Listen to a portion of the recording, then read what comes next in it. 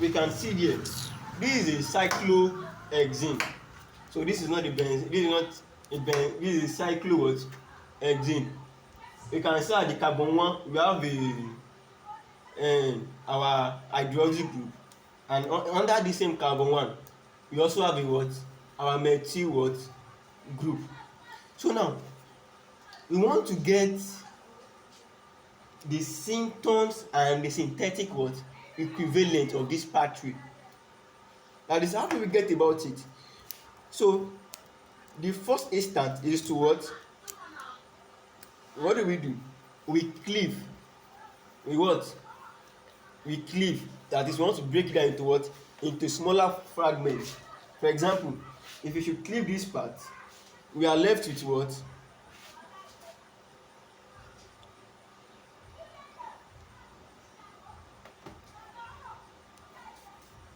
and CH what 3. You can see we cleave the methylene group out of the equations. And don't forget, this hydroxy group has a net charge, a positive charge on it, and this methylene group has a negative charge. We can see that these two are said to be synthons, that is disconnecting it into a smaller fragment, and the fragment possessive two respective charge, that is the positive and the negative. So A and B are there are two fragments of this known as as synthons. So we can say this to be a carbocation, that is a carbon. This carbon has a net positive charge, and we can see this carbon has a net negative charge. So this is a carbocation, and this is a anion. Do we get? So very good. So now we've gotten this the synthons. The next one is to find the synthetic equivalent of these synthons, that is the actual reagent of the synthons.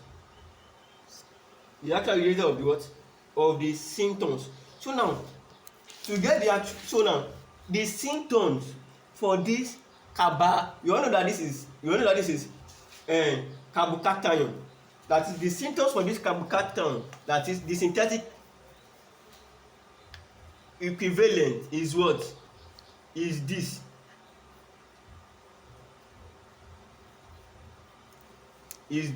And the synthetic equivalent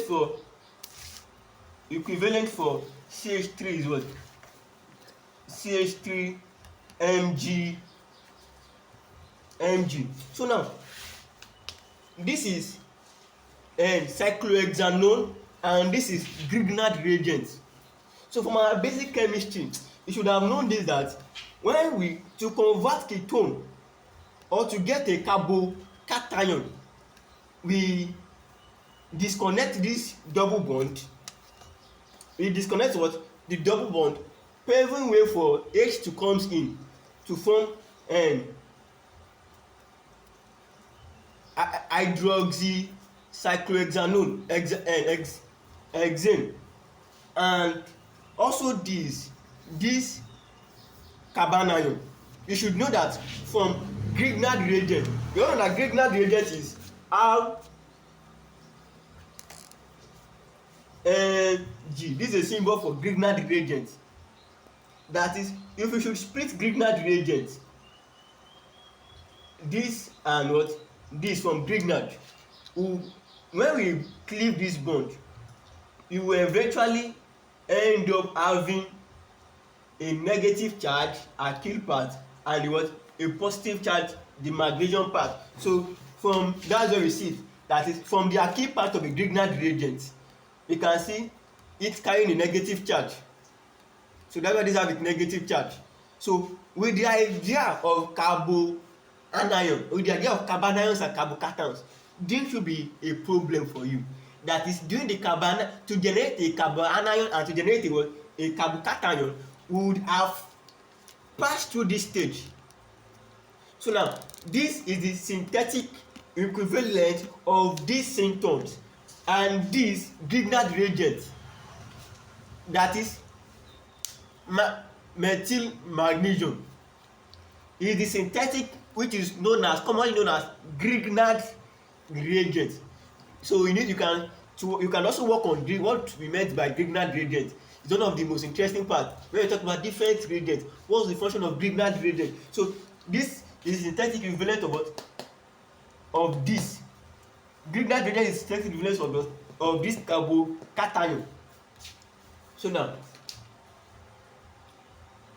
for short, cyclohexanone is the synthetic equivalent of this, and this Grignard reagent is the synthetic equivalent of this. We can see, we can simply say Synthons and synthetic equivalents are interchangeable. Is something very simple, not very difficult, with the idea of carbanions and carbocations. So that's why electrosynthesis is just one simple aspect of chemistry. That is not something you give account like something very difficult. So with the idea of basic, so electrosynthesis is that they bring different ideas of basic chemistry and now compile it together to form one compound chemistry. It will not seem very difficult, but what? Very simple. Action.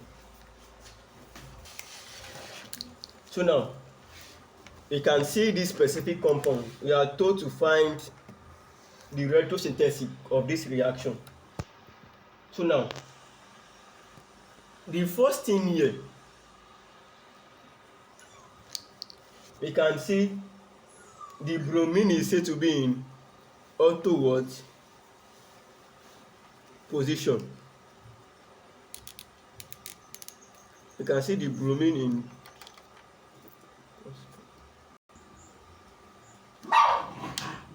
in the aniline and the bromine in the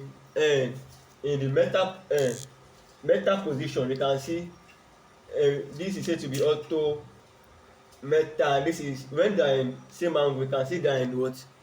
And in para. I think we have bromine. We can see it is what?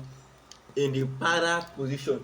So now we can see we just break the bri out, that is bromine. We did just the bromination, we move the bri out to just get aniline. This is wrong.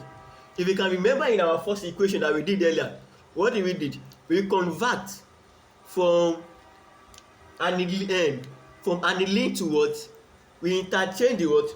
Functional group to what? To the nitro. You didn't just cleave, but yeah, you can't just cleave directly. We need to first convert to what? Nitro first.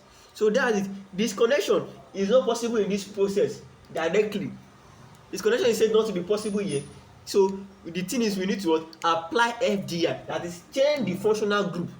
So that is, there's what called OP directing, that is that is autopara. It is only possible in what? Autopara position. So now we can see they are in 1, 3, which is quite not possible. So now the first thing we do is that we apply FGI, the amine group we have, we convert into the what? The nitro group. So now let's continue. So we can see we can't just cleave or disconnect the pipe bond straight. So the first step is we need to functional group interconversion. That you should know the basic of chemistry, the likes of Fidecraft alkylation and Fidecraft acylation, what they said, what those scientists said about this kind of compound, what is applicable for them, for the nitration, bromination, the fluorinations of some rules that follows that must abide. So we can see the first step is functional group interconversion. We can see, so to do the functional group interconversion, we have what? Amine has been converted to what? To nitro. So we can see we have the nitro part. We can see we have nitro. It has become from amine, it has been converted to what? To the nitro. So the next thing, we can now cleave. You can see we didn't cleave at instance, but we cleave after we've interchanged the functional group to nitro. So cleaving is possible. So yeah, that is where LGI comes in, where you can't disconnect straightforwardly or instantly. You do what? You what? Change the functional group and you then what? Cleave. So then when we successfully cleave this bromine part, so we are left with what? Just the nitro group. We are left with the nitro group and we have our positive signs. And don't forget, we will always create a synthons after fragment in fragment. So you see we have our synthons. The bromine carries a negative charge, we can see. So these are our synthons. In the process you must indicate your what? Your synthons. So the next one, we can further our reaction by the elimination of the nitro part also, so that we are left with our what?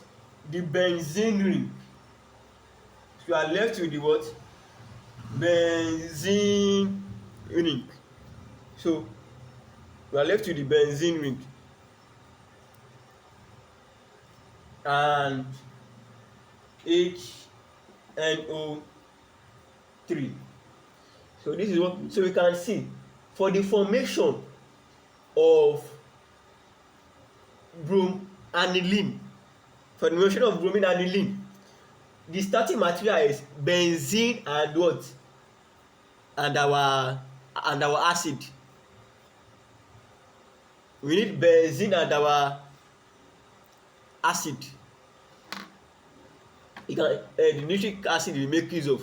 So this is the starting material. When we during the electrosynthesis, that is, we've been able to get the backward reaction, the starting material. So this is our target, our TM, and we can see this is our what?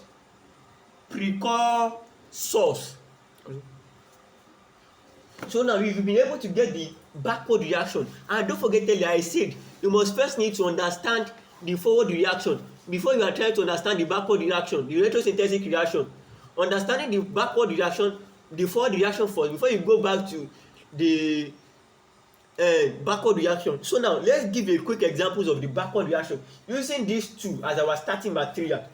So now using them as our starting material, our benzene and our acid and our acid. So the first step is what we call what? Nitration. Is what we call what? Nitration. So when we nitrate, we get this. So after nitration, we get what?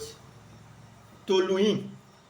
So when we get toluene, the nitration process is carried out by the use of HNO3 and what? H2SO4. We can simply say it is carried out by using what? HNO3 and what? H2SO4. We will successfully nitrate this compound into a nitro compound. You can see we get our nitro compound.